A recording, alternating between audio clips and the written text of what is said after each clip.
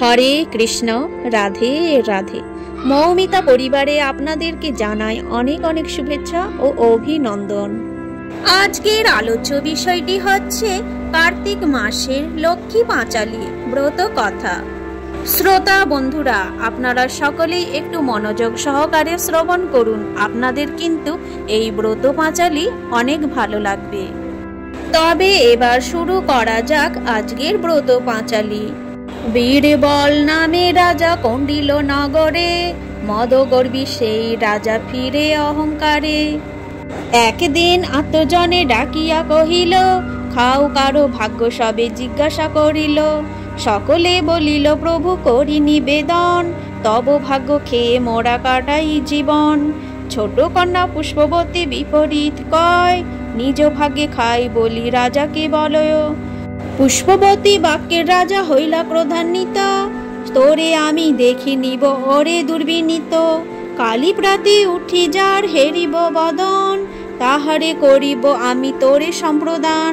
কেমন এতে নিজ ভাগ্য করহ ভজন, কালী হইতে তাহা আমি করিব দর্শন। প্রভাতে উঠিয়া রাজা করে দর্শন, সম্মুখে দাঁড়ায় এক ব্রাহ্মণ নন্দন। ব্রাহ্মণ নন্দন বলে কিছু দেহ ধন, পুষ্পে লয়ে বলে রাজা করহ গ্রহণ।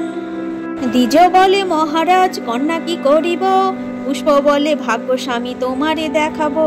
পুষ্পের বচনে দ্বিজ আনন্দিত হয়ে, গমন করিলা তবে রাজ্য কন্যালয়ে।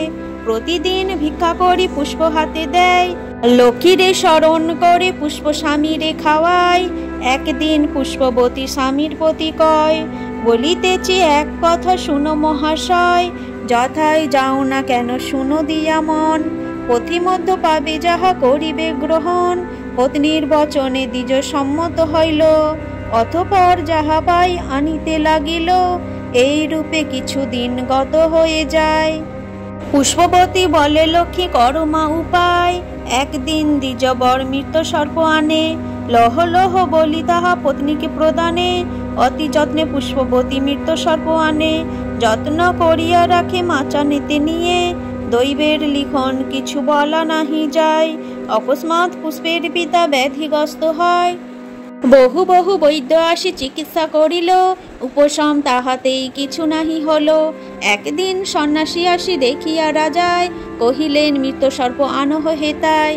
পেয়াদা পাইক আদি চারিদিকে ধায়, কোন স্থানে মৃত সর্প খুঁজিয়া না পায়।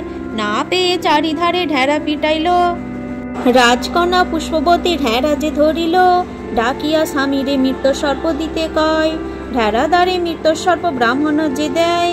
সেই সর্প হতে রাজা জীবন লোভিল, অর্ধরাজ্য পুরস্কার মনেতে ইচ্ছিল।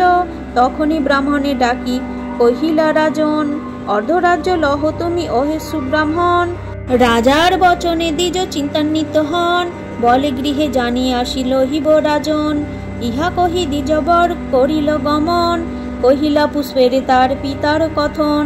পুষ্প বলে, চলো স্বামী এবে পিত্রালয়, এই তো যাবার উচিত সময় হয়। লক্ষ্মীশ্বরী পুষ্পবতী গমন করিল, পিতার নিকটে গিয়া উভে দাঁড়াইল। পুষ্পে হেরি মহারাজ কান্দিয়া উঠিল, তাহা হেরি পুষ্প কয় কেন কান্দ বলো। মহারাজ বলে, বুক ফাটিছে আমার, তব সমা কন্যা এক ছিল যে আমার।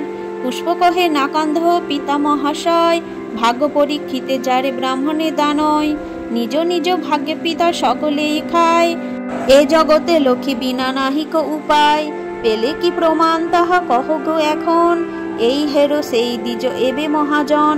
কার্তিকী পূর্ণিমায় যে বা করো এ পূজনে, মা লক্ষ্মীর কৃপায় তার হয় ধনজন। জয় মা লক্ষ্মী। ব্রত পাঁচালী পাঠ এখানেই শেষ করলাম। সকলেই ভালো থাকবেন, সুস্থ থাকবেন। এই ব্রত পাঁচালী পাঠ আপনার যদি মন ছুঁয়ে যায়, অবশ্যই একটি লাইক এবং কমেন্টে জানান জয় মা লক্ষ্মী। তার সাথে আপনি যদি এই চ্যানেলের নতুন বন্ধু হয়ে থাকেন, অবশ্যই চ্যানেলটিকে সাবস্ক্রাইব করে পাশে থাকা বেল আইকনটি অন করে রাখুন, যাতে আমার সমস্ত রকম ভিডিও কিন্তু আপনি খুব সহজেই পেয়ে যাবেন।